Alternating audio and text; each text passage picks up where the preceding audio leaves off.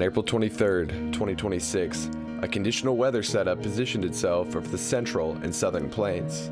There, a sharp dry line overlapped with affluence aloft and falling pressure heights. Not to mention that there was plenty of instability, or CAPE, and curved, elongated photographs which promoted an all-hazards threat.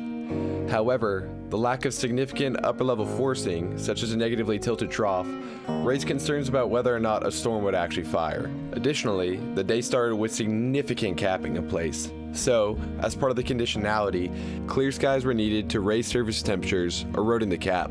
The HRRR, or High Resolution Rapid Refresh model, which is typically a go-to model for chasers, showed inconsistency between model runs on whether or not a storm would get going along the Oklahoma-Kansas border.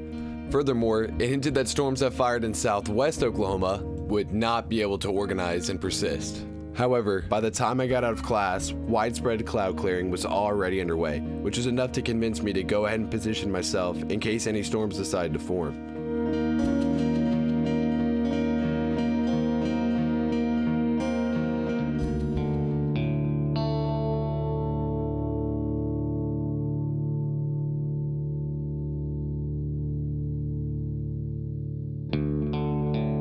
I decided to post up in a McDonald's in Perry, Oklahoma, and like any good student, attempted to multitask.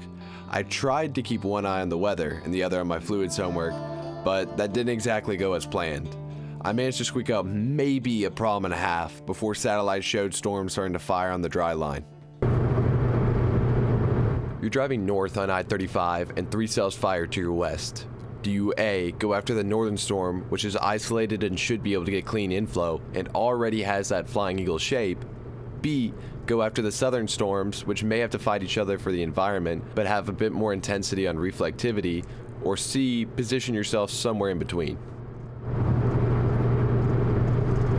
I chose C and initially targeted the South Haven area. I'm thinking the South Haven. By the time I got to South Haven, I noticed that the northern storm had a potential merger on the way, so I decided to go ahead and position to see how it would play out. Let's see what happens after this little merger, but I do like the look of this storm here. Mergers, also known as nudgers, can sometimes help a storm get its act together. One good example of this was the 2013 Moore tornado, where a merger really helped the storm's velocity couplet intensify.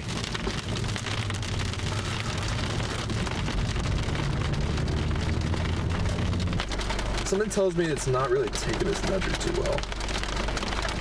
Which would be correct. We definitely had destructive interference instead of constructive interference. So the merger basically killed off our storm. We needed to lock in.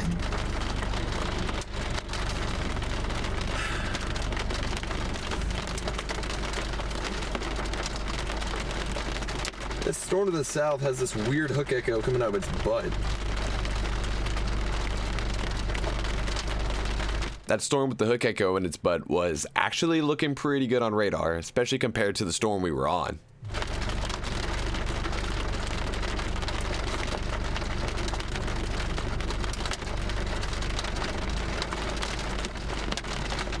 I think we start getting east of here. I mean, like, look at that. That just looks kind of pathetic. I can't lie. All right, let's hope that it doesn't prove me wrong. I think that just looks kind of mad. I think we get east. The decision to head east and eventually south paid off big time.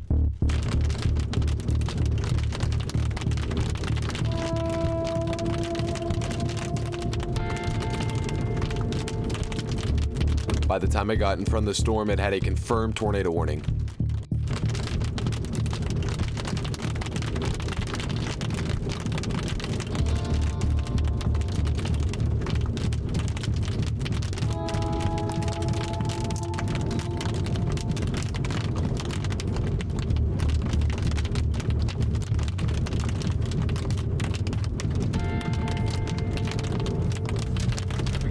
South, not really get out of this hail.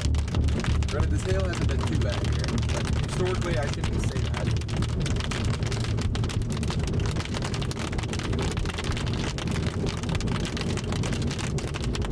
Around this time, the tornado received a PDS, or particularly dangerous situation tornado warning, which means that the tornado was confirmed, large, and extremely dangerous.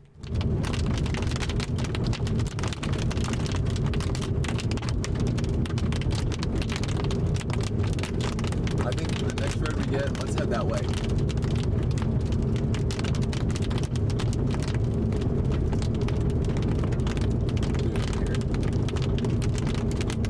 We're gonna get an opportunity very soon here. Not much of the road. See if we can't get on a little bit better of a road here anyways. Alright, cows. Lock in. Is this it? Appears to be it. Fairly sculpted though.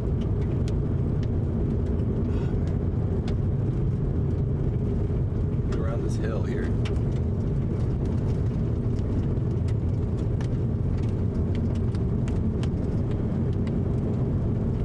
Oh man, this reminds me of the O'Keefe Hennessy situation here.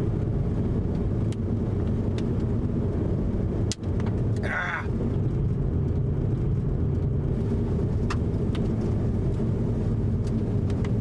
Man, gridded road network though. Gotta love it. Most of these roads are quite good actually.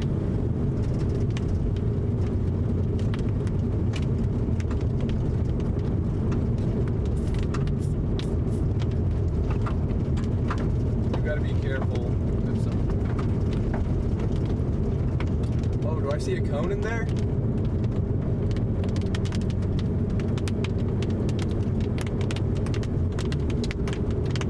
Who has to stop? That's kind of a watch out situation.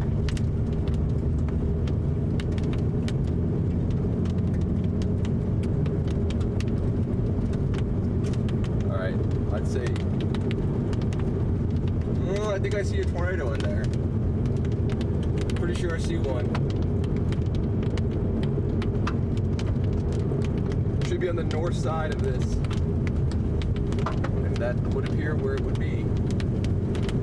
I have good confidence in these roads though. I mean, we'll see. I'm pretty sure I'm seeing a tornado in there. It's on the farther end.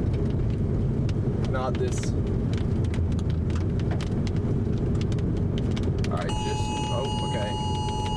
Just got interrupted. See that little tornado in there. Pretty sure it's a tornado. Not on it, but it is confirmed.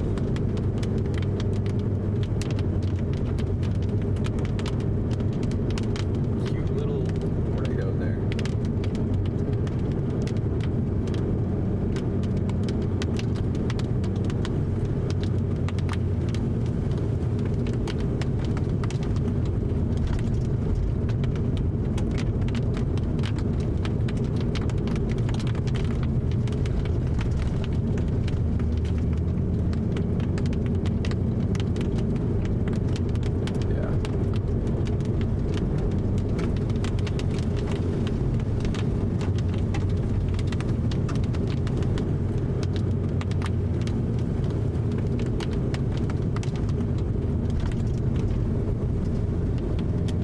Be careful because there's not stop signs. It's kind of a yield situation.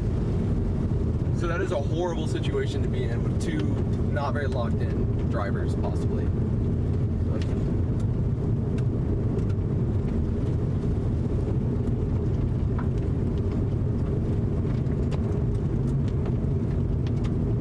Alright, we're gonna want to be careful here.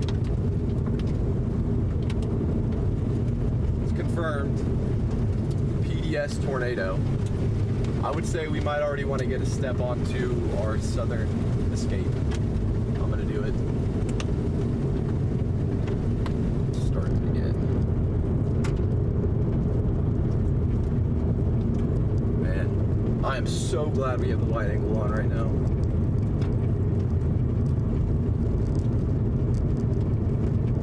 Okay, how far is this approximately? I don't think it's. We've got about 5 miles here. We can do maybe one more here, and then we gotta call it. One more. Halfway to it here. This is a high precipitation, just Well, I guess we're kind of actually, I don't know.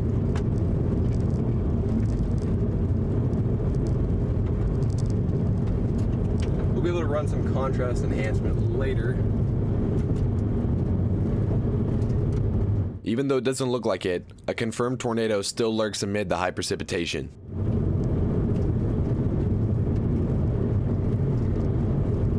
Alright, we'll go one more, but no more. How much we can do? It should pass us to the north anyways, but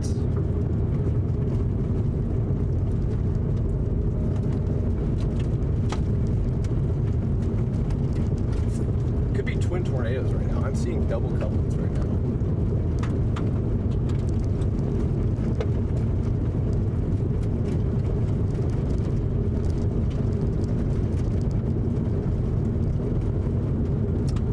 Braman, please be in your safe place though. This is looking like a direct hit, maybe just north. So I'm glad I held off. This is great to be coming from this side with good roads.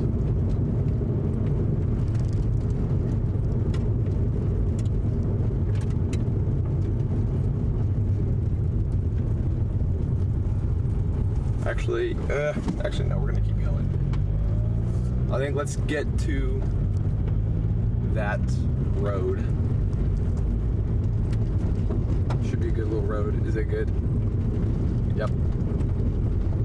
Although we are gonna have a harder time seeing over here. Honestly, I think we go ahead and prematurely hit that road here. Potentially.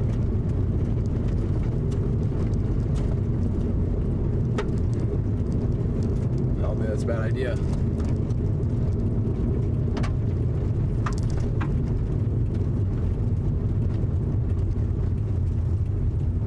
Technically in Oklahoma.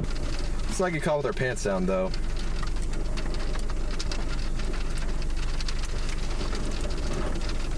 I think what's the optimal move here? At this time, there was no longer a confirmed tornado.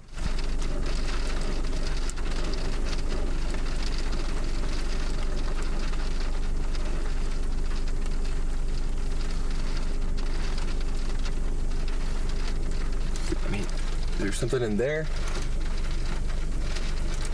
One thing I do know here, this thing is incredibly rain wrapped.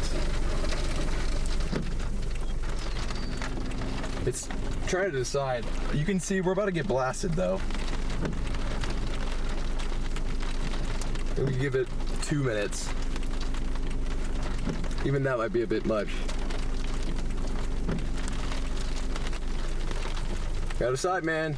You want me to see this? I'm not gonna give you too much longer. It's kind of a nasty. I think we relocate now. This thing is moving slow. This storm would never put down another tornado after the main Braman tornado. However, over its 10-mile path, it did have satellite tornadoes on 2 separate occasions. Currently, the National Weather Service has a tornado rated as an EF1, with both satellite tornadoes being rated EF0. While the storm did not produce any more tornadoes, after I went home, the storm that produced the Enid tornado eventually caught up to me and went tornado warned again.